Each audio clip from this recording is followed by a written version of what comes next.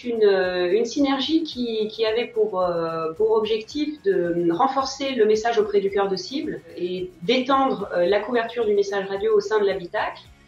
C'était une synergie qui avait également pour volonté d'engager le conducteur et donc d'aller plus loin que l'audio en combinant la vue avec l'affichage de la bannière publicitaire à l'arrêt au moment des spots radio et le toucher, donc la possibilité de s'engager avec le message.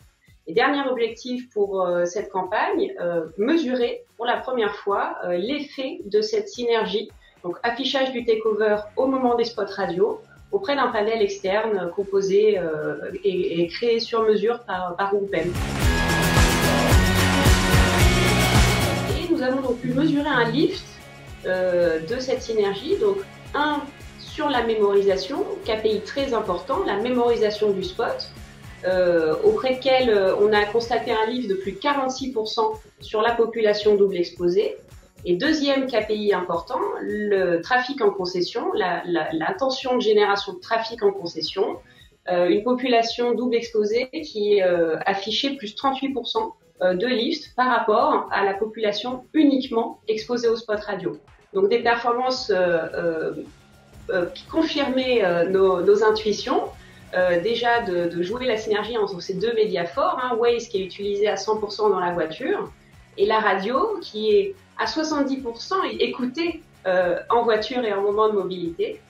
Et donc un deuxième angle sous lequel on pouvait également observer les résultats, là plutôt sous l'angle de nos insights et nos KPI Waze, nos KPI propres.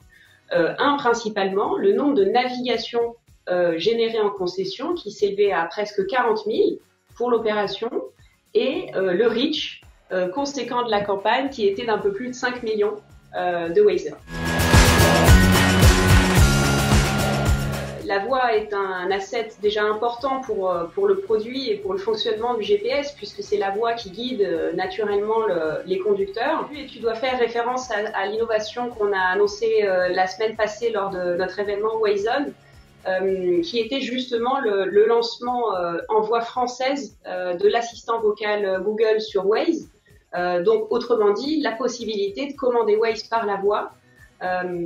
Donc déjà, on va s'intéresser un petit peu à ce sujet puisque ça va être un réel enjeu pour nous au cours des prochaines semaines et des prochains mois, de créer l'usage autour de la voix et de faire de la pédagogie auprès des conducteurs sur comment s'approprier cette fonctionnalité. Aller plus loin sur la voix, c'est clairement aujourd'hui au stade de réflexion au sein du groupe.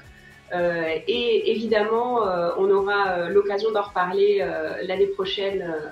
Déjà, l'enjeu pour nous, comme je le disais, ce sera de créer l'usage autour de l'assistant vocal sur Waze.